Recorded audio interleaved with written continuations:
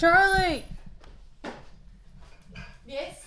Help me take this mask off. Oh my word. Jessamine. Oh! Ow. Help me take this mask off. RJ. Oh, yeah. Help me take this mask off. What? Let me look upon you with my own eyes. Let me look upon you with my own eyes. Let me look upon you with my own eyes.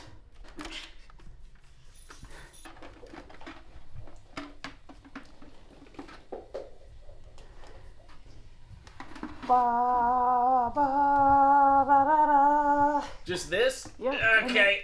Oh, yeah, your head's weird. Oh my gosh. Oh my gosh. No, forward. Oh my gosh. Oh. Go, give it a good.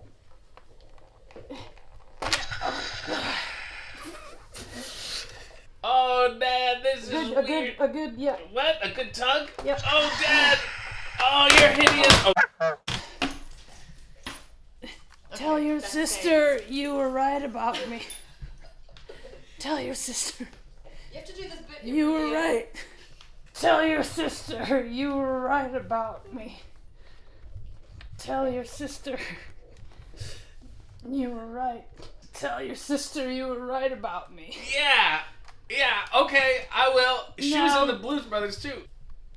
Now leave me.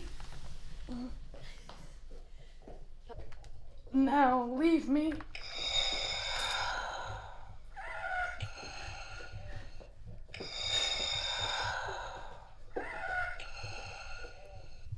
Yes? Leave me.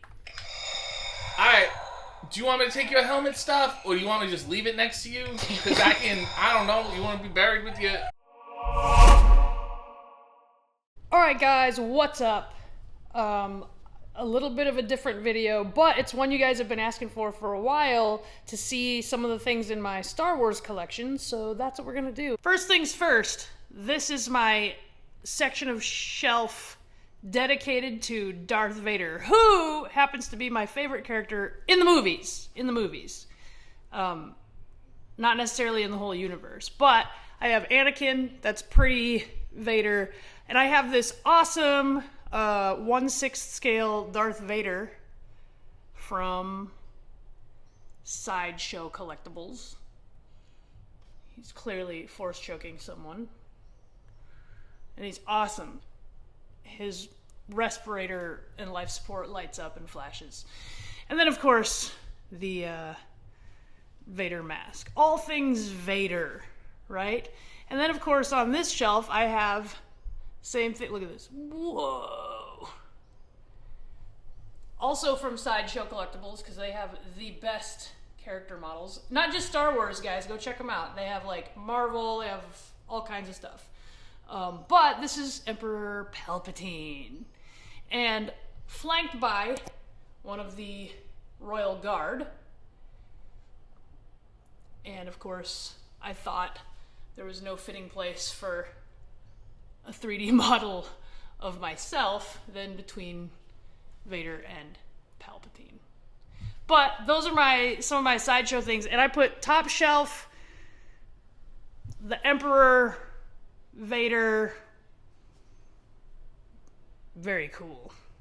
Thoughts on Darth Maul and Kylo Ren? Well, I think Kylo Ren is a weenie, and he barely knows how to use the Force. Weenie Hut Juniors! Some people will get that. Darth Maul is awesome. If you read when he gets cut in half in the movies, in the prequels, his story doesn't end there. He's got expanded universe type stories, and he's in the Clone Wars, so you should totally check him out. He's awesome.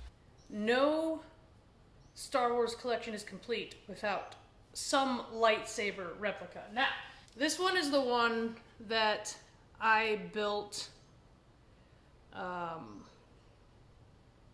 in Batu at Hollywood Studios, way back when it first opened. It's red, obviously. But something really cool that happened is like when you go to Star Wars Land, you pick the color of saber you want when you're building it, but you can buy other kyber crystals in one of the shops there. And so there are a very rare occurrence of black kyber crystals, which you don't know if you're getting. So you buy, you can buy, it shows you like you can buy yellow or blue or green or red. They don't have black. What you do is you buy red, and a very small number of the red kyber crystals are black. And so there's people that buy a bajillion red kyber crystals on the chance that they get a black. I'm not joking, guys. I got a red kyber crystal for my lightsaber when I built it, but I went to the shop, bought a red, and then I bought a purple as well. I want to collect all the colors, but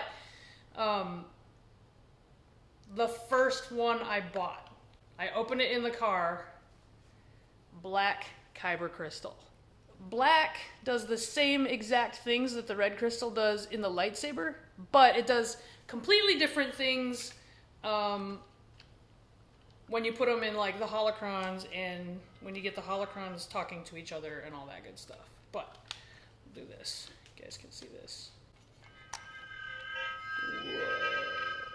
I want to also eventually collect all they have the like iconic sabers. They have Luke's saber, they have Vader's saber, they have like Asajj Ventress, who's one of my favorites. Someday I'd like to build another one, because you get to choose different styles, and I'll show you guys. So this one is Charlie's lightsaber, and you can see how the handle is different. This is kind of like the good guy one, I guess. How lame. But you can kind of see how it's different. It looks pretty cool. But I do want to make one because I actually really like how this hilt looks. And then, like, if you ever go to Batu and do this, you get to pick all the different pieces. So, like, this is a piece, this is a piece. I believe the switch is the same. This is a piece, and this is a piece. And you get to pick each one and put together your own. Like, even if I pick this style, my hilt would look completely different than this. So my first experience, so when I was a little kid, I used to carry around this tape recorder and just talking to it. At a family gathering, these cassette tapes were found, and it was hilarious listening, but I'm talking about my dad, when Empire Strikes Back came out, we were living in Hawaii still on the military base in Schofield, and my dad took me to the drive-in to see The Empire Strikes Back, and I'm on this tape recorder talking about the scary breathing monster, and it's Darth Vader, which is hilarious now because he's my favorite character in the movies. So that was the start of my love of Star Wars. And then, of course, we each made a droid while we were there at another time. So this is Charlie's. She picked a BB-8 style droid. This one is my R2 unit. This one's an R2 unit too, but you can pick like different heads, and you can pick the feet and all the parts and all that on all of them. It's a good time. Do them both. Make your droid, make your saber, go have fun in Batu. I want to address that someone asked me whether I prefer Sith or Jedi, and here's the thing. I think the Sith are completely misunderstood. I think Sith doesn't necessarily mean they're evil. I think that if you follow the dark side, you maybe have more of a propensity to lead down an evil path. But who is emotionless? Like, who can shut off all emotion and use your emotion? When I was in sports and fighting and everything, if you can have your emotion drive you, I don't know, it just makes more sense to me. You can't even use love as a motivation when you're a Jedi. Lame. If we're talking expanded universe, though, I'm gonna have to say that I would be realistically a gray Jedi. And a gray Jedi is someone that is a good guy, like a light side Jedi, but they use some dark side powers for good.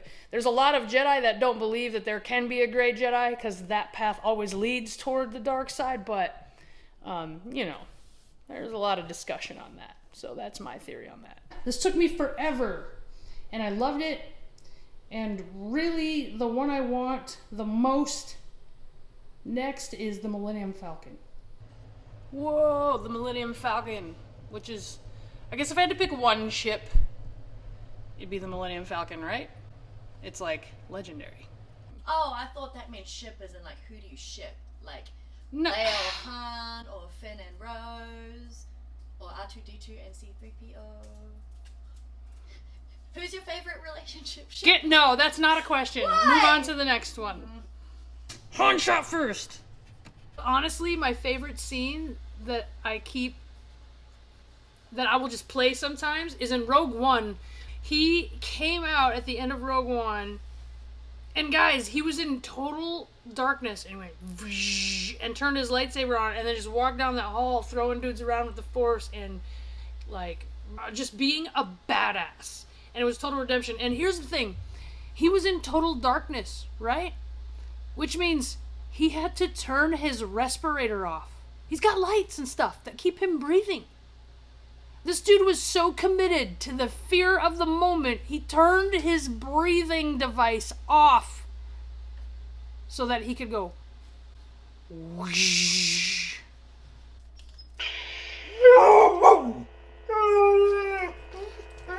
Thanks, Chewbacca, for giving me away. Also, another one from Sideshow Collectibles, which is the scale model of Grogu, also known as Baby Yoda. This is not the same one that, like, you buy your kid at Walmart. This is a scale model. Look at these hairs. Little Grogu.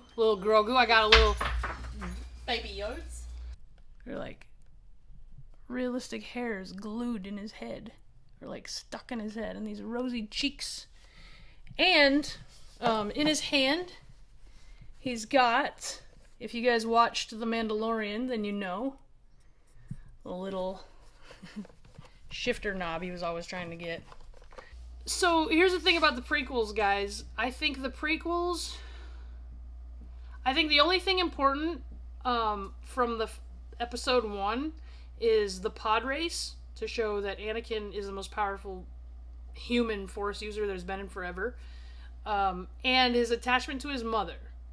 I think that's all we needed from episode 1. And if they would have spent episode 1 and episode 2 developing the relationship he had with Princess Amidala, we would have cared a lot more in episode 3 when he was making all these decisions that would end up being self-fulfilled prophecy and end up killing his love. And it's not that it wasn't emotional for those of us that know the story, but I just feel like they could have told that relationship story better. But who am I? I don't write movies. You guys have asked for a long time to see my various collections, not just my Star Wars collection, but it was fitting that for Star Wars Day... Very fitting that we have a Star Wars themed ASMR.